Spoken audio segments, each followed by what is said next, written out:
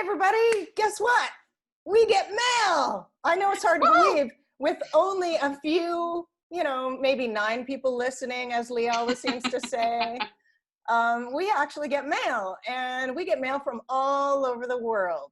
And we actually got mail from someone in Leeds, UK, and that's Sophie, and she's with us today. Hello. Yeah. And Leah, do you want to read Sophie's letter so that everybody can? Yes. So we got this wonderful note from Sophie, and it reads, "Hi, Leah and Shauna. I'm really enjoying your podcast from across the pond in Leeds, UK. You asked for episode ideas, and one thing I wondered about was exploring the myth of women being able to have it all. I'm in my mid-40s and stunning, by the way. Yes, and I think I was brought up on this myth. But after having 2 children, I quickly realized that whilst women can and should have it all, it's absolutely impossible to have it all at the same time. And that way lies guilt for doing nothing well, because there's only 24 hours in a day and total exhaustion from being torn in all directions. I think this ties into the pressure to look a certain way, have your kids doing numerous out-of-school activities, being a good partner, a good citizen. The list is endless. And I think life through a lens of social media generally doesn't help. I'd be interested to hear your experiences." What a great question. And what a great episode.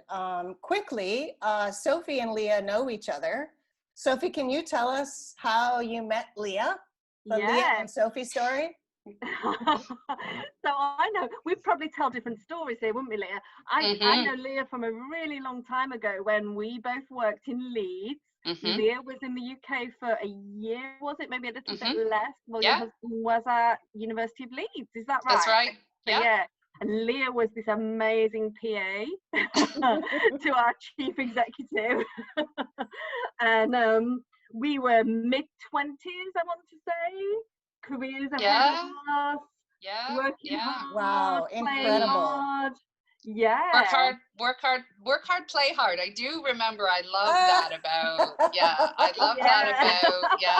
That sounds like more stories. That. There are probably a few more stories, but let's keep it PG, at least for the purposes of the teaser.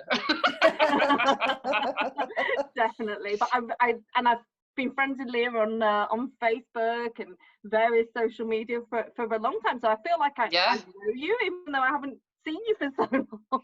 It's, you know what, so that is the one nod I will give to social media, is I think about being able to sort of keep up and have a view in and watch you raise your 2 sort of lovely boys and be this mom of boys and staying connected and feeling like, when I saw sort of your name and your note come through, I was like, oh, Sophie, right? It's just, and I mean, here today to hear your voice, I mean, you sound exactly the same. You basically look the same, which is a tiny bit irritating, by the way, but I think, but I would say it's fascinating to me how social media can have that upside, but I think the point that you make here in your note, both Shauna and I reacted to, saying like life through the lens of social media generally is not helpful. And I think, both Shauna and I had a really strong reaction when we read your note and sort of immediately went, oh my God, yes, we need to talk about this. So like maybe you can sort of talk a little bit more about what was going through your head and what prompted you to send this note in to us. So this was, I was actually listening. I can't remember which episode it was. I was listening to your podcast. I was on a walk. My daily exercise. We're allowed 1 daily exercise in the UK. I was on my walk, headphones in, bit of time to myself. And I think you must have said, if anyone's got any ideas for episodes. And it's a conversation that I've had with other women for a really long time. But at the same time, I'd say it's something that no one ever talks about. Because to talk about it is to admit that you might be failing in some area of your life, that you might think, and particularly through social media, all the things that we see, this picture perfect family. You know, Leah, I'm not posting pictures of the kids having tantrums. I'm not posting, you know, of tearing my hair out, of screaming at them to get out the house, or to, you know, racing to work. Of I remember after I'd had the children, I'd be, you know, talking strategy on a Wednesday, singing nursery rhymes on a Thursday. Yeah. And what that does to you know,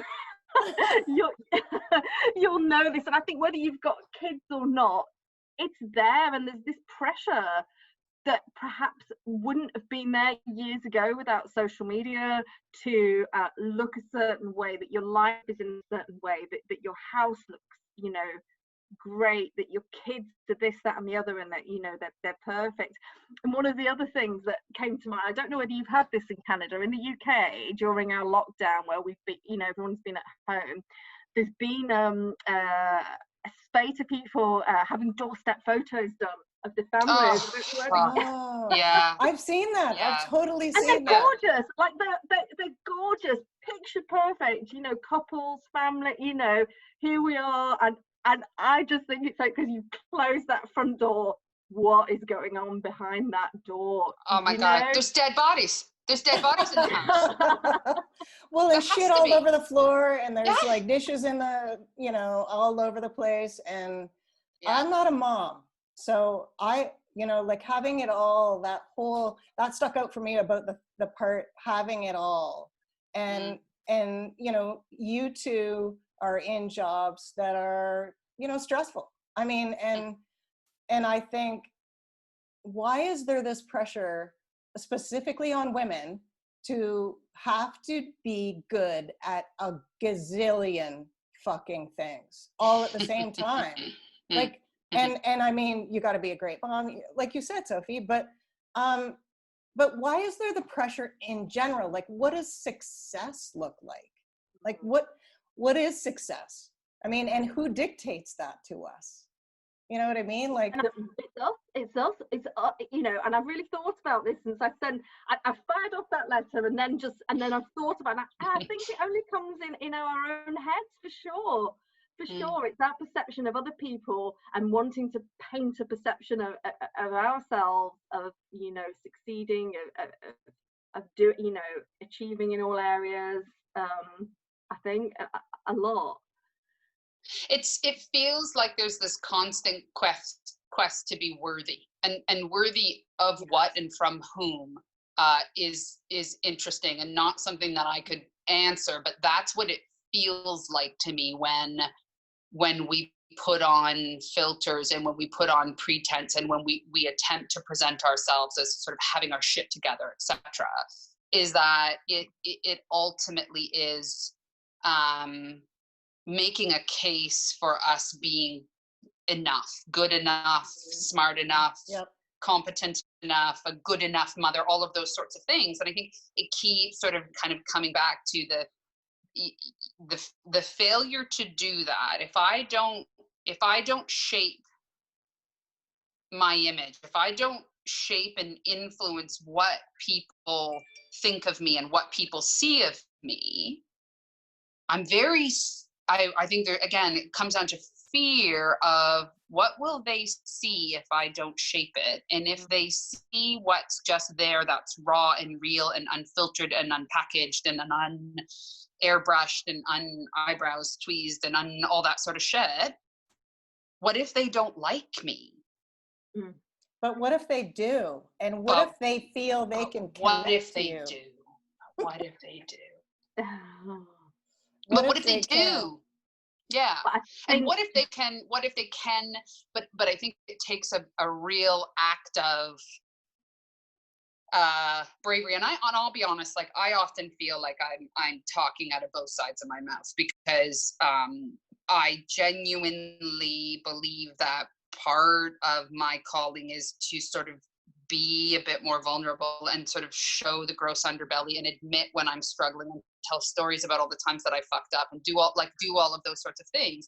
But the lure of, you know, making sure that the photo that I post is the one where I don't look 6 months pregnant in quarantine, that's the one I'm gonna choose. I'm not gonna, you know what I mean? Like, it's like, well, look at so honestly, like look, right, but right now, oh, jewelry, sometimes I put on my glasses, put on lipstick, whatever. I mean, boobs down. Honestly, it's a hot mess down there. Who cares? Who cares? So it's even for me feeling compelled to do that, I still struggle. So yeah, I mean, what's your read on it with your conversations that you've had with other women, Sophie? Yeah, I think some of it is around social media, and I think that's the one that we're not really talking about as much as we should. The main conversation that I've had, and I probably instigated this, is about the carrying the mental load. And by that I mean that I think with the concept of having it all comes the doing it all. And I think that women... say that again. Wait, say that again. So I think we talk about having it all, but we don't talk about doing it all. And I think there's a massive difference. And I looked up where this concept of having it all, and it came from Helen Gurley Brown, the editor of Cosmo, 1982. I'm not surprised by that. Yeah, that's very on brand. It's very on brand. Yeah, definitely. She coined this phrase of women having it all, and I think I feel, I don't know whether you guys for your generation, we were brought up to think, yeah, you know, we can. Yeah. We can have it all. We can. You know, we can have the family and the job and the holidays and the house and the, you know, and all these things, and it's possible for them all to run simultaneously, but it isn't. It just isn't. There's sort of, that's the unspoken piece, right? So it's possible. You can if what? If you work hard enough, if you are strong enough, if you're good enough. I think that's the unspoken piece. But the reality is that yes, you can if you ask for help, or you can pay for help. And I think that I was reading a book. Yeah. Well, yeah, you can have it all, just not at the same damn time. I'm like that. Oh, yeah, I'm going to read all this. Where I get to page 100, she reveals she's got a nanny, an assistant. Is this? Hey, wait! This is Zuckerberg? This is Zuckerberg's sister, no, isn't it? This one. I don't even know pronounce her name. Can you see it? Is it upside down? Romy have it all. Neustadt. No, Romy Neustadt. Romy yeah. Neustadt. Yeah. Okay. Oh, that's interesting. Funny. Yeah, no, it was an interesting one, and I think, and I'm reading it thinking, okay, so maybe I've got this wrong. You know, I'm doing something wrong, but she, you know, and I think, yeah, and I just came to the conclusion you have to be able to ask for help or pay for help to do it. What if? Like, I mean, so we're expected to also want to have it all, meaning yes. Like, so. Yes. I mean, even if it is too fucking hard for someone to be able to afford to pay for a nanny or a housekeeper or any of those things, we are expected to outwardly want and pursue these things. And you're supposed to be at a certain level of your career. You're supposed to have children that are good and smart and, you know, in all of the camps and in all of the, and you're supposed to want those things and want to be really good at all of those things all at the same time. And except we're all too bloody tired. We're too tired. I'm fucking and hungry. Yes. I'm hungry a lot too. I'm tired and hungry a lot. Well, I you know what? I think it's going to be a great discussion. Leah, do you have any more questions for Sophie? Yeah, I mean, do you have a tip? Do you have something that you do, something you hold on to, a touchstone, a mantra, or something that tries to keep you grounded? Because it's like a vortex and you're constantly at risk of being sucked into the vortex. So like, you know, mother to mother, friend to friend, professional to professional, what do you say to yourself in your head in those moments where you feel that heavy load? So I think my thing is just to, and this is definitely for social media, is just to say nobody's life is that perfect. There is nobody's life that is so perfect all of the time. And I think about what could be perceived as the imperfect parts of my life. And I think about, okay, so how's that come about? Why? And what can I do about them? Do I want to do something about it? And then I think I've realized that what I have in spades that is resilience for my life, not perhaps going exactly as I might have planned in my mid-20s or kind of around that way. So I think it's that acceptance of a plan B, a different plan, that I don't have the all that I thought I was going to have 20 years ago, probably when I knew, but that that's fine. That's fine. I'm happy as I am. It is an imperfect life. And I'm too tired to want to have it all anyway. And that's okay though. And that's okay, because you're all tired. That's okay. And I think so that's not a really handy tip. It's not, I don't have all the answers for sure. And there were days where I think, oh, you know, how come such a body can do this and they've got this and they do that, and you know, and my kids are going wild and not doing anything that I say. You know, and I'm not doing as well professionally as I should, and I, you know, and I think it's just, so sorry, that's a really long answer, but I think my mantra would just be kind to yourself. I love that. I love that. Be That's kind really to good. yourself. Just be kind to yourself. You're doing the very best that you can do. There we go. I love that. Oh, Sophie, that's awesome. Okay, Yeah. so I think we can leave it on that. What do you think? I think it's perfect. I'm a bit worried you might dump me for Sophie for the podcast, but now Tony, you're gonna have to do some heavy editing. I can't. Yeah. So I can't tell you how grateful we are, Sophie, for you for taking the time to send in. Oh my God, for sending in the note, for taking some time out of your busy day and figuring this out with a 5-hour time change. Because here we are, 3 women, all, you know, on a busy work day, fitting it all in. But you want to know why? We fit this in because this matters. These conversations matter. Your input and your perspective really matter. And we are so grateful to sort of know that you're one of the 9 people out there listening and part of sort of our tribe. Yeah. I want to thank you guys for the podcast. It's really, really good. I absolutely love it. I'm laughing out loud. There's really got all, you know, it's a roller coaster. It's good. Good. You're well, very thank sweet. you. That means everything. Yeah, that means everything. It's a labor of love. Yeah. We do it for that reason, so that everybody can feel normal and that we're all flawed together. Alone. That's right. Yeah. Nobody's alone out there. We're all fucked up together. Fucked up together. That's our new motto.